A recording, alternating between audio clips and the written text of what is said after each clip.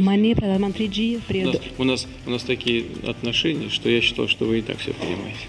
हमारे इतने रिश्ते हैं कि मुझे ऐसा लगा कि आपको कोई अनुवाद नहीं चाहिए।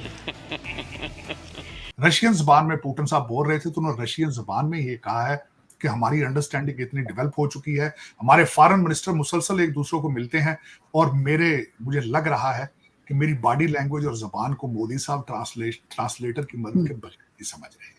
तो उस कमरे के अंदर बड़े कहके चले हैं। इसमें राष्ट्रपति पुतिन ने मजाकिया अंदाज में कुछ ऐसा कहा कि प्रधानमंत्री नरेंद्र मोदी ठहाके लगाकर हंस पड़े।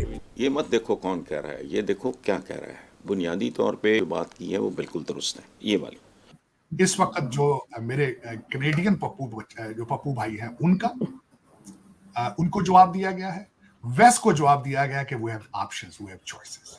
जो अपने ताल्लुकात हैं, एक जो बैलेंसिंग एक्ट होता है जहां पर आपके मफादात का तहफ़्फ़ुज़ होता है। अगर आपके इंटरेस्ट इसमें है कि जी आपको अगर फर्ज करें RLNG अगर आपको सस्ते दामों मिलती है, अगर रशिया से मिलती है, आपके हालात क्या है?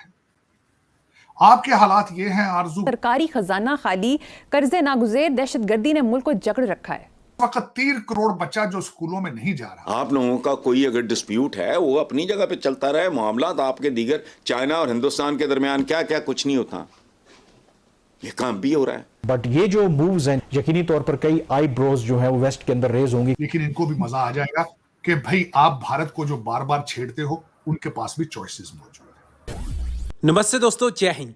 हिंदुस्तान स्पेशल में आपका स्वागत है। दोस्तों, राष्ट्रपति पुतिन और प्राइम मिनिस्टर मोदी की द्विपक्षीय वार्ता के दौरान कुछ ऐसा हुआ कि प्राइम मिनिस्टर मोदी ठहाके मारकर हंसने लगे। रूस के राष्ट्रपति पुतिन ने भारत के संबंधों को लेकर बड़ी बात कही है। राष्ट्रपति पुतिन ने प्राइम मिनिस्टर मोदी से कहा कि हमारे ऐसे रिश्ते हैं कि मुझे ऐसा लगा कि आपको किसी अनुवाद की जरूरत नहीं है। आरटी ने भारत रूस की दोस्ती के इस पल का यादगार video social media platform x पर पोस्ट किया। यह वीडियो सोशल मीडिया पर खूब वायरल हो रहा है। प्राइम मिनिस्टर मोदी रूस के राष्ट्रपति पुतिन के न्योते पर रूस पहुंचे हैं। यहां मेजबान रूस की अध्यक्षता में 16वां ब्रिक्स शिखर सम्मेलन आयोजित किया जा रहा है।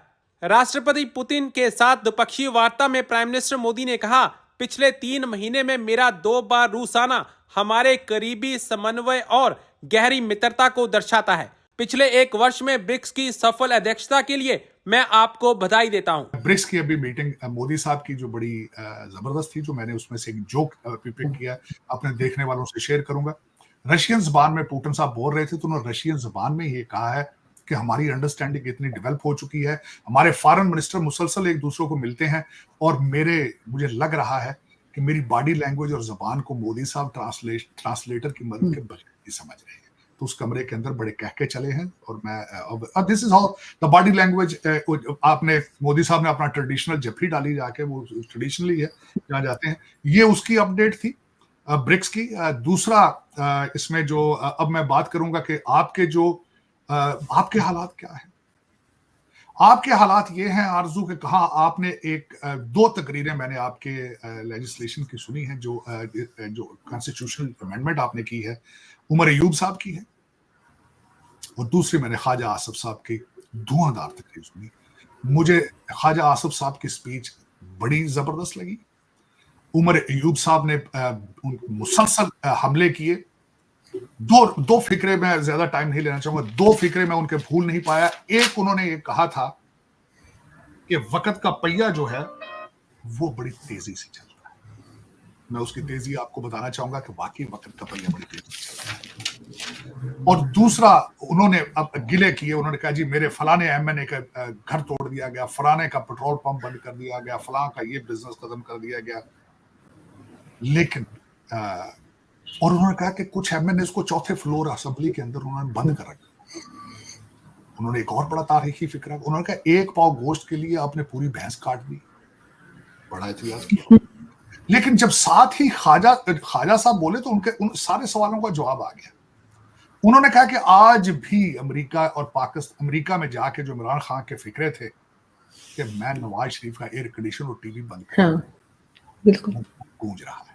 उन्होंने कहा है कि भैया चीखें निकल रही हैं तुम्हारे, फलां कर दिया फलां कर दिया। उन्होंने कहा इस हाल के अंदर नवाज शरीफ बैठा है जिसको अरेस्ट किया गया, उसका भाई भी जेल में था, उसका भतीजे 2 जेल में थे, उसकी बच्ची भी जेल में थी। उन्होंने कहा ख्वाजा साहब मैं खुद जेल में था, हनीफ अब्बासी जेल में था, राना सनाउल्लाह जेल में था, मिफ्ता इस्माइल। तो वाकई भैया बहुत जल्द खुलेगा, बहुत जल्द खुलेगा। लेकिन इसमें सवाल एक है, आज कॉन्स्टिट्यूशनल अमेंडमेंट हो गई, ठीक है, क्या पाकिस्तान इससे आगे चल पाएगा?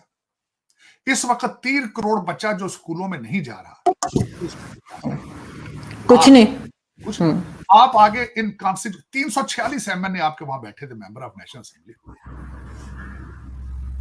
काश उन्हें यह एहसास हो कि 3 करोड़ बच्चा स्कूल नहीं जा रहा, 4 करोड़ खैरात मांग रहे हैं पाकिस्तान के अंदर और पाकिस्तान से बाहर।